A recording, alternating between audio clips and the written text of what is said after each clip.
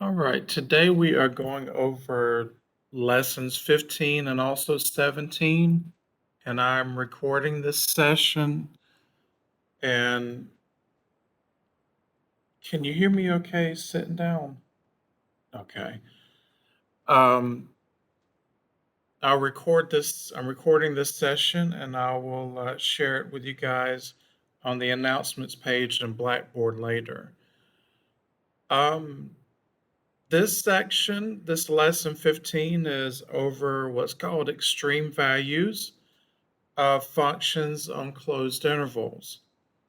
And I just want to read a little history before we look at some theorems or what have you. In the past, when virtually all graphing was done by hand, often laboriously, derivatives were the key tool used to sketch the graph of a function. Now we can graph a function quickly and usually correctly using a grapher, mainly a graphing calculator or a website like Desmos. However, confirmation of much of what we see and conclude true from a graph review must still come from calculus. This lesson shows how to draw conclusions from derivatives about the extreme values of a function and about the general shape of a function's graph.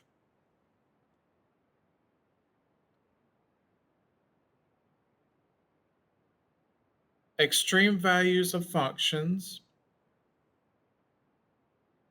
Extreme values, the first type of extreme values are known as absolute or global. And one of the most useful things we can learn from a function's derivative is whether the function has any maximum or minimum values on a given interval and where these values are located if it does. And actually, this has some real world applications, such as what's the most effective size for a dose of medicine, or what is the least expensive way to pipe oil from an offshore well to a refinery down the coast. So, finding max and min values can really help you in other endeavors or other fields like economics. Here's the definition of absolute extreme values.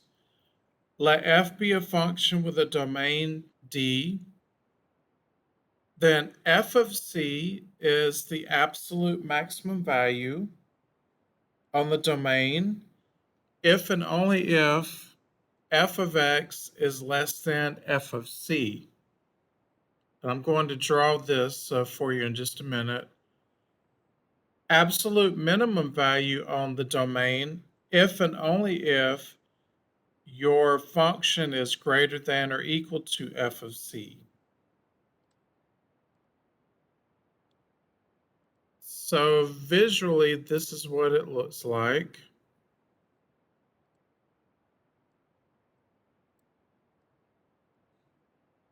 Let's say we have just a common curve on some closed interval a and b.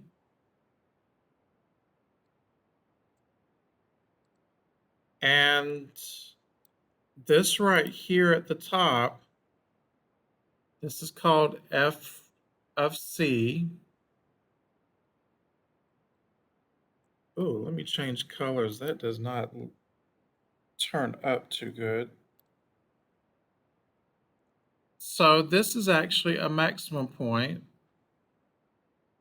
because our f of c or our f of x is actually, this is f of x, part of the curve, and this is also f of x. And in both cases, f of x is actually below f of c or less than or equal to. Now, this point down here at the bottom is called an absolute minimum value. This is f of c again, and it's our absolute minimum value. Because it fits the definition of absolute minimum value, where f of x, which is depicted here and here on this side, f of x is actually above our point. Above means greater than. So this is a just basic sketch of what absolute values look like.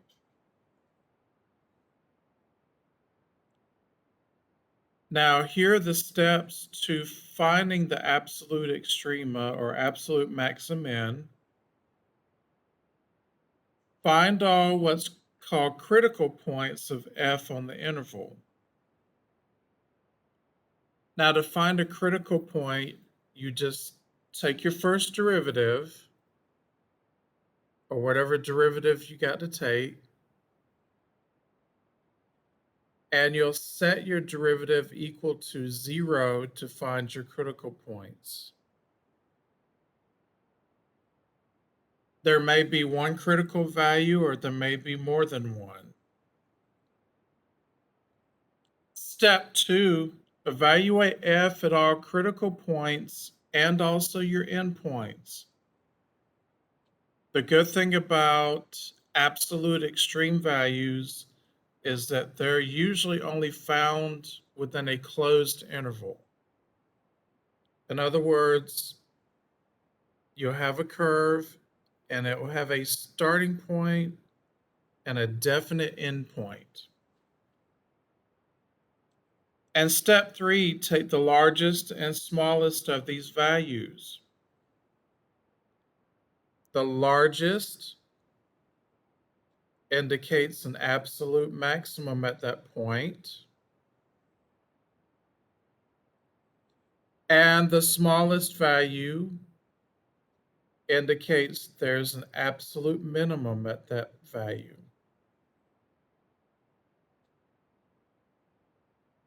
Now, before we look at some functions and investigate, are there any questions about the definitions or the background information?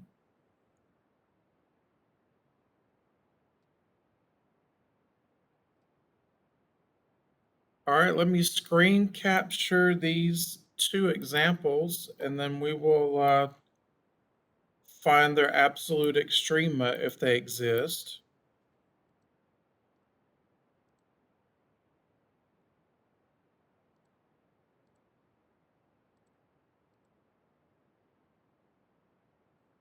All right, example 2, first question.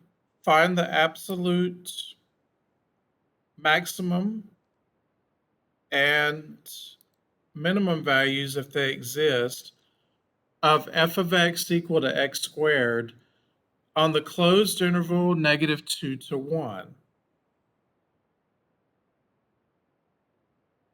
Step 1, take the first derivative of your given function.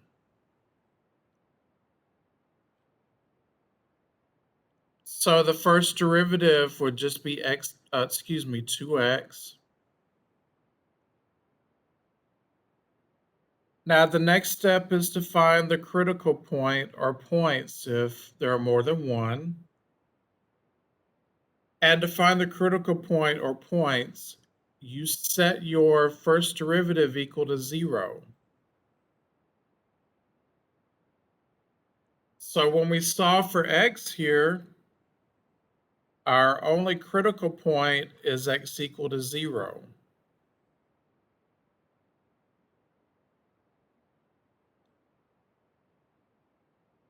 Now, this is what we do to find possible absolute maximum or minimum points.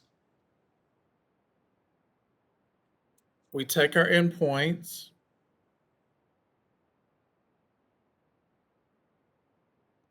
-2 and +1,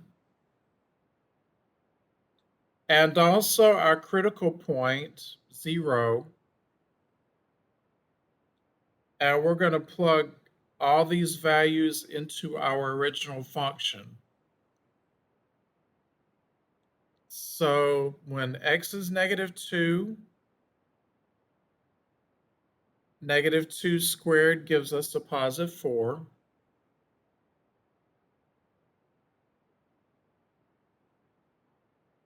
When x is 1, that will give us +1.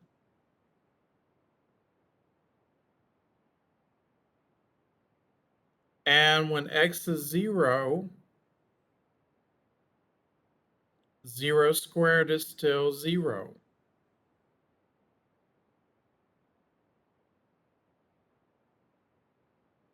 All right, so our greatest value indicates an absolute maximum point. And the smallest answer, in this case 0, indicates there's an absolute minimum there.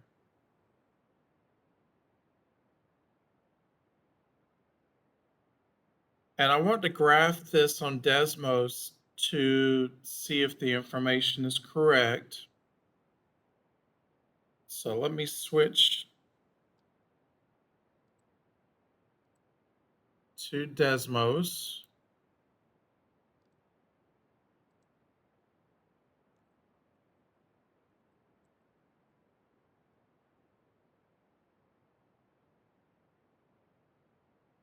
And we had the function f of x equal to x squared.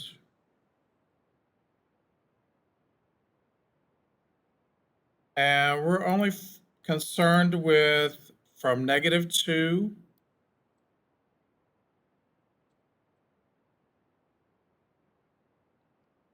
to +1. So hold on just a minute.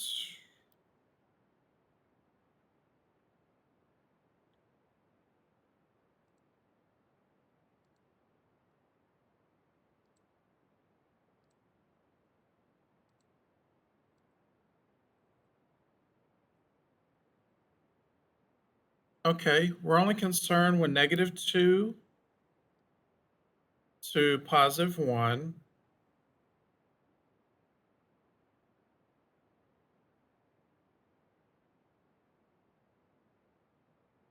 So we had found out that our absolute max is here at -2, and our absolute min is indeed at 0. So the information we found through calculus checks out. Any questions about this problem?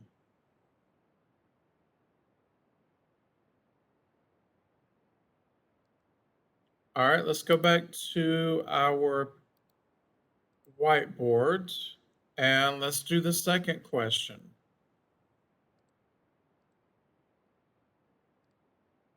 Same directions, find the absolute maximum and minimum values, if they exist, of f of x equal to x to the 2/3 power on the closed interval from -2 to 3. First step again, take the first derivative of your function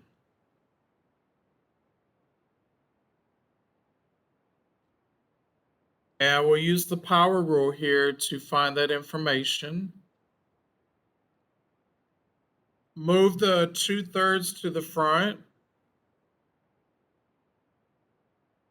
and subtract 1 or 3/3 from your original exponent. So we get x to the -1/3 power.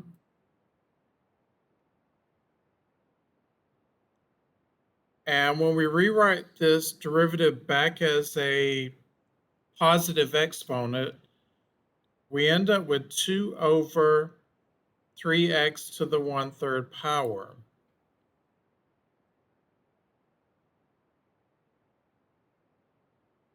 Now, I forgot to mention this earlier, I apologize. But another way, another thing that qualifies as a critical value is what makes your derivative zero. So we don't have to set anything equal to zero here. We can see that if we plug in zero for x in our derivative, that will make our derivative undefined.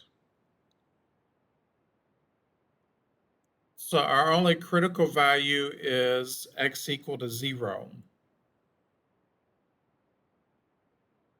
Now we'll take our endpoints as well as our critical value and plug all those into our original function to see if we have whatever type of absolute extrema we got. So we'll plug in our endpoints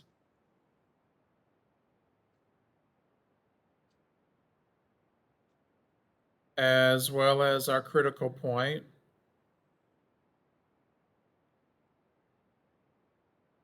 Let's see, -2 to the 2/3 power. That's going to be a positive decimal when you enter it in your calculator. Let me figure this out here.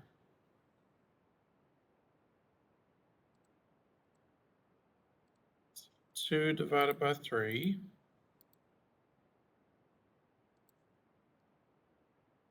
Yeah, that would give us roughly 1.58. When we plug 3 in, we have 3 to the 2/3 power. And let me see what we get here.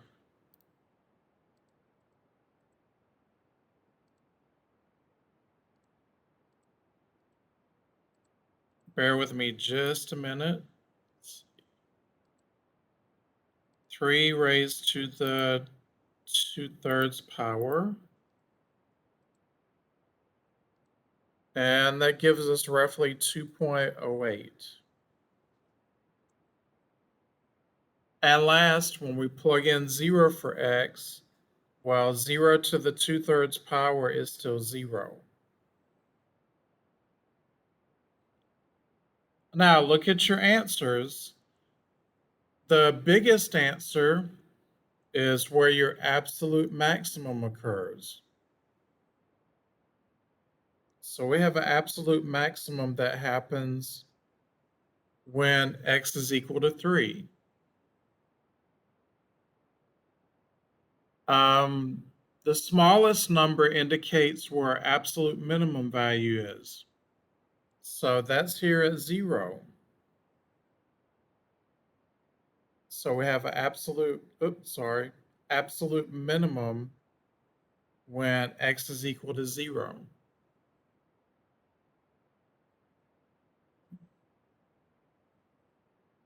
Are there any questions about finding absolute maximum or minimum values?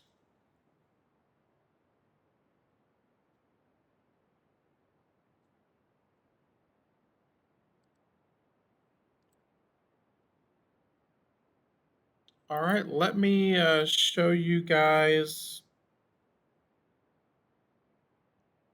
Let's see if I can find it. Oh, here we go. There is something besides absolute or global extreme values. You also have something called local or relative extreme values. And I do not have a graph here,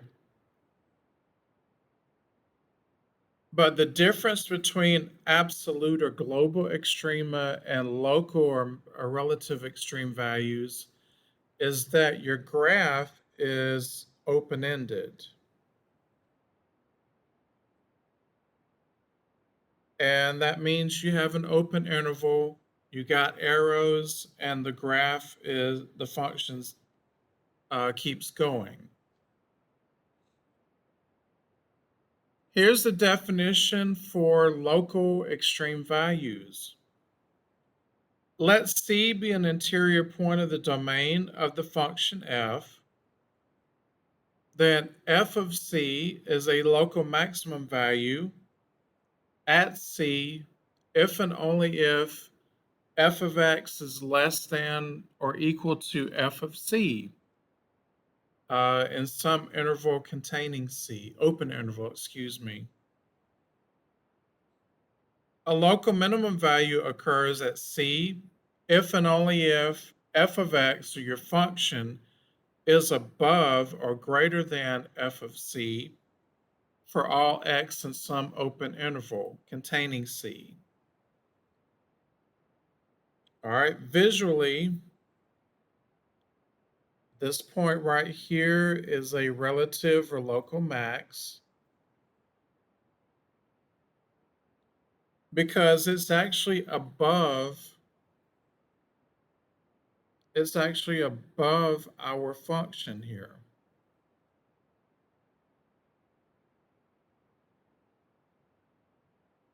Here's our function in yellow, f of x, and our relative max is actually above the function on both sides.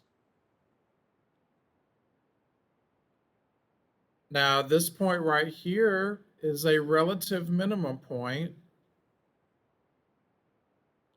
because our function on both sides of our relative minimum point, our function is actually above or greater than our point. So graphically, this is what a relative maximum and minimum point looks like. And again, the difference, local or relative min or relative extreme values, you have an open interval.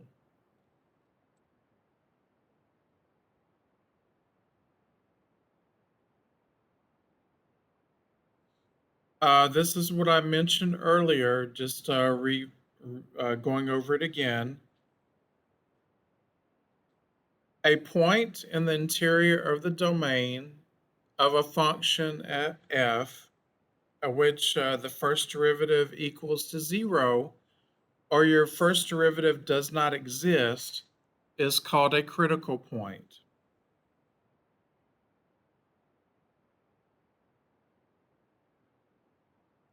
So let me switch to the other notes.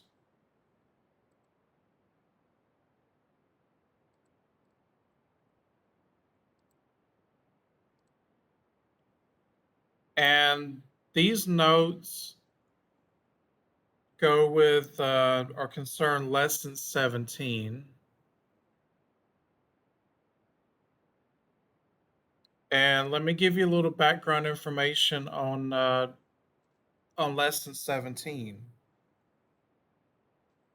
Now, earlier I told you guys that, back in the day before calculators or graphing websites, we would have to graph our functions by hand. And even with calculus, that would take a take a long time to get it exact.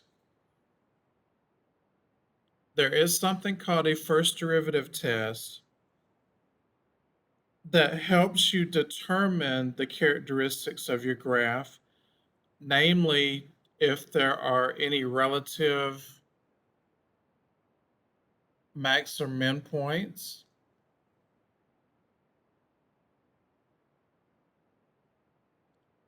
and also determine where your graph is increasing or decreasing if that information exists.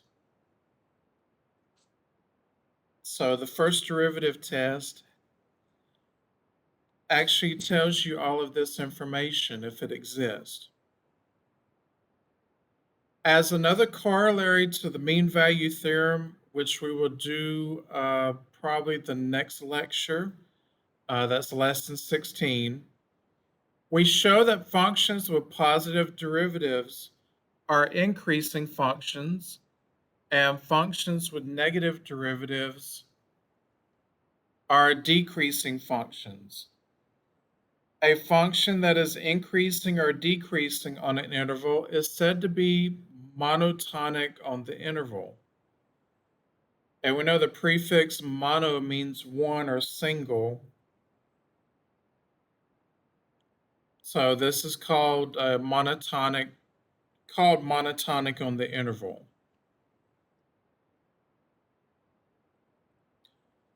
This particular corollary states that suppose f is continuous on the closed interval AB and differentiable on the open interval AB. If your first derivative is positive, then that means f is increasing on that particular interval. If your first derivative is negative at each point, then that means f is decreasing in that particular space. Now, this will make a little more sense once we get into some actual problems. Um, Anytime you go from a positive sign to a negative sign, that indicates a relative maximum point.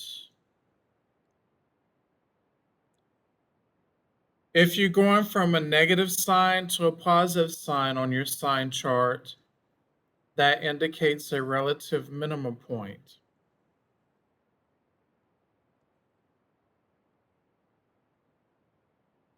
Now, you can, of course, use Desmos to check your answers and information and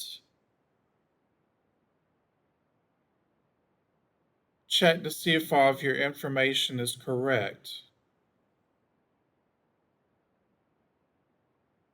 Hold on just a second.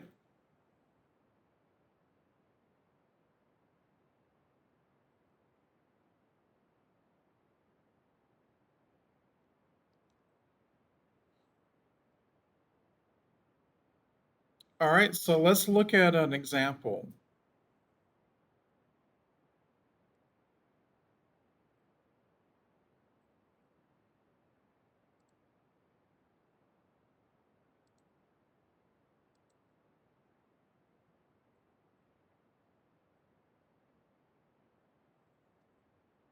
Given the function f of x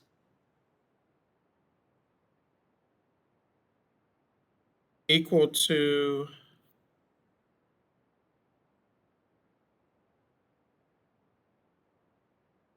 x squared minus 3, or x squared minus 4, excuse me. Oops, sorry, I'm not sharing my whiteboard. Hang on just a minute.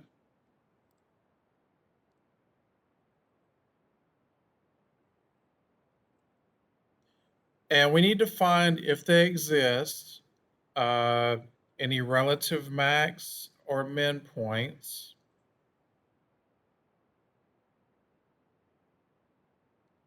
And also we need to find if they exist any intervals where your function is increasing and decreasing.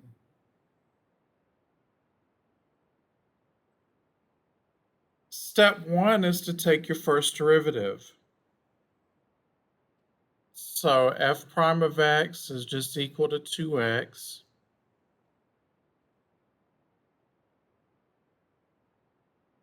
Now the next step is to find your critical point or points if they exist. And to do that, you set your first derivative equal to 0.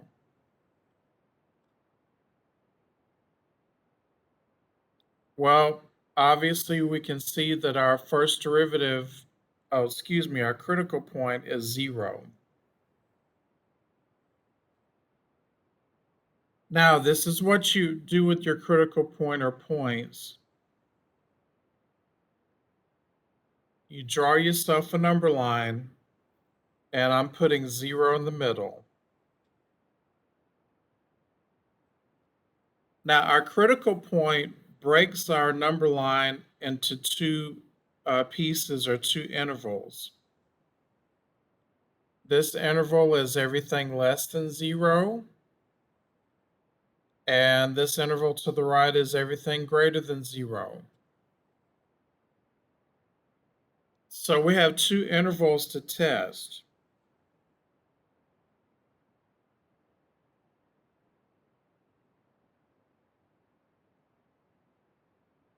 Use what's called test points to determine the behavior.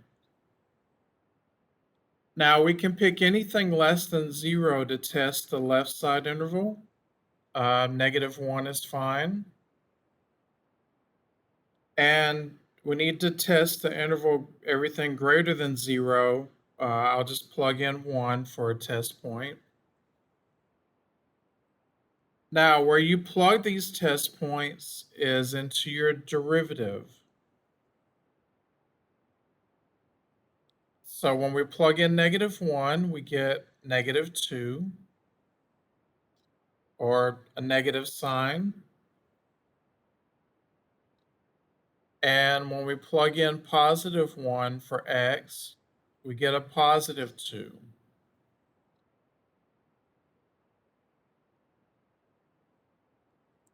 Now, the negative sign indicates the interval where our graph is decreasing.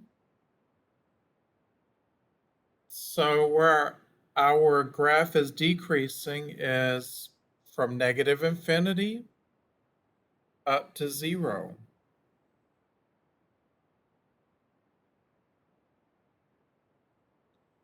Now, the plus sign, you associate that with the interval or intervals where your function is increasing. So that happens everywhere greater than 0. So that would be from 0 to +infinity.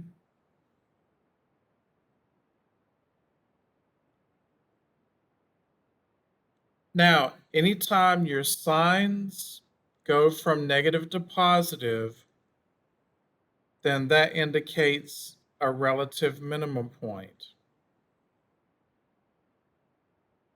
We can already say there's no maximum point. And our relative minimum point occurs at x equals 0. Now, I'm not sure, I can't remember if my math lab wants your min and max points as ordered pairs, but in case it does, to go back and find your y value, just replace in your original function x with 0. So that would give us -4 for y.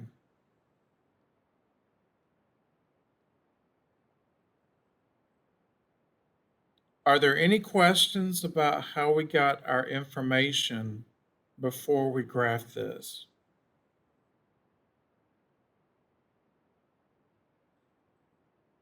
All right, let's graph our function on Desmos to see if everything checks out.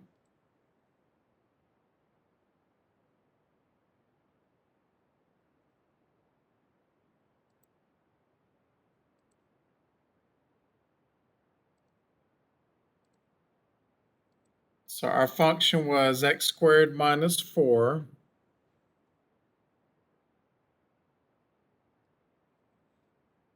And right away we can see that our relative minimum point is correct. That occurs at 0, -4. We found out that our function is decreasing from -infinity to 0. So that's this part here. That's correct. And also our function was increasing from 0 to +infinity. So that information is also correct.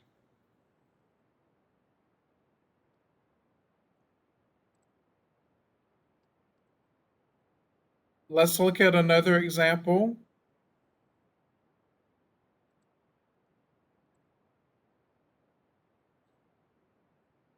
And let's see here.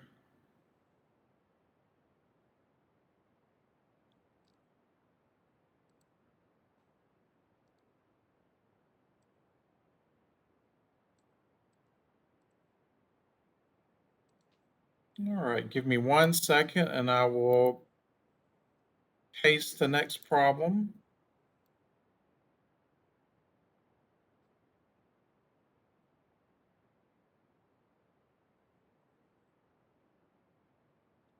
All right, our next question. Again, we need to find any relative max or min points if they exist, also known as local max or min points. We need to find the interval or intervals in which our function is increasing or decreasing if they exist also. Step one, take the first derivative.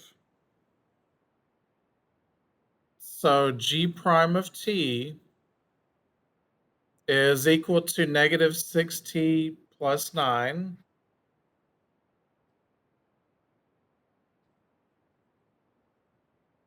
Now, we need to find our critical point or points if there's more than one. And to find your critical point or points, you set your first derivative equal to 0. And in this case, solve for t.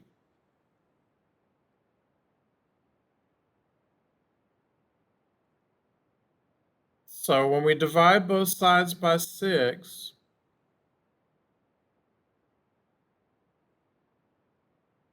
we initially get 9 over 6. Well, let's reduce that to 3 over 2.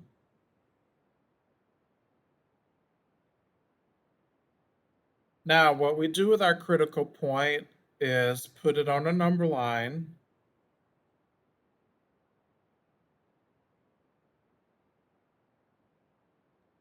And when we put our critical point on the number line, it split the number line into two separate intervals. So we need to test everything less than 3/2, and we need to test everything greater than 3/2. So we need two test points.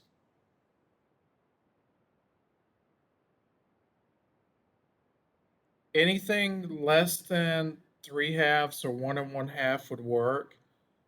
0 is fine. And everything greater than 1.5 or 1 1/2, let's say 2. You plug your test points into your first derivative. So when we plug in 0 for t, we get a positive 9 or a plus sign.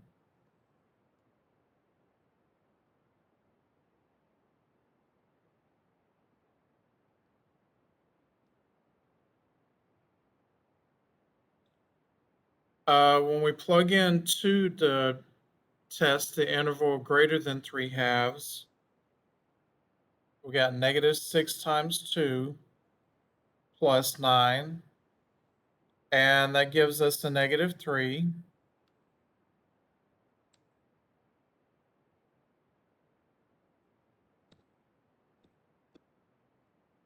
Or a negative sign. Now, where you see plus signs, that indicates interval or intervals where your graph is increasing. And the negative sign on your sign chart or number line indicates where your function is decreasing. So our graph or our function is increasing from negative infinity to 3/2. And according to our sign chart, our function is decreasing from 3/2 to positive infinity.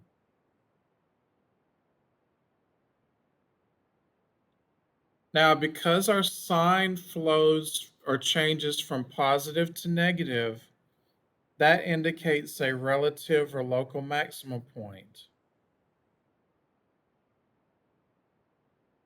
So we know that we have a maximum point at 3 over 2.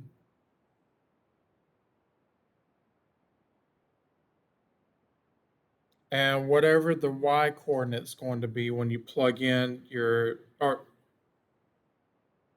whatever g is in this case, when you plug in 3 halves for t in your original function, there's of course no minimum point.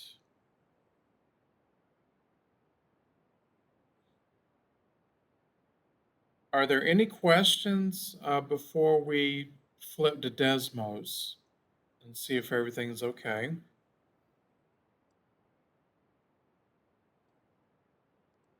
All right, let me switch to Desmos.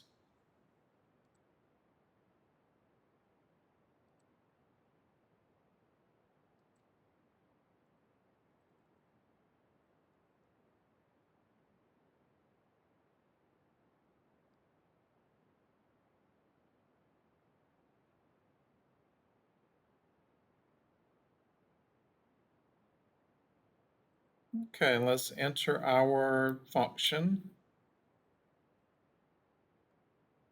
G of t equal to negative 3t squared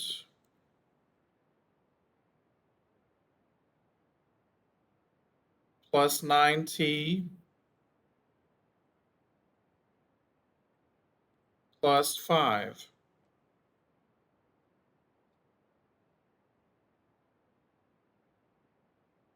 Our maximum point is up here, and I couldn't figure out the other coordinate, but that is our t most definitely. That's our maximum, relative maximum point. T is equal to 3 halves or 1.5. And then the other variable is 11.75. So our relative maximum point is correct. Now we said that our graph increased from negative infinity to 3 halves. So that is correct.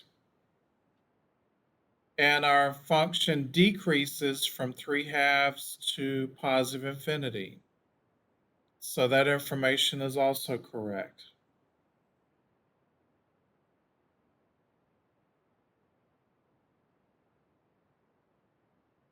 Any questions about finding information for a function?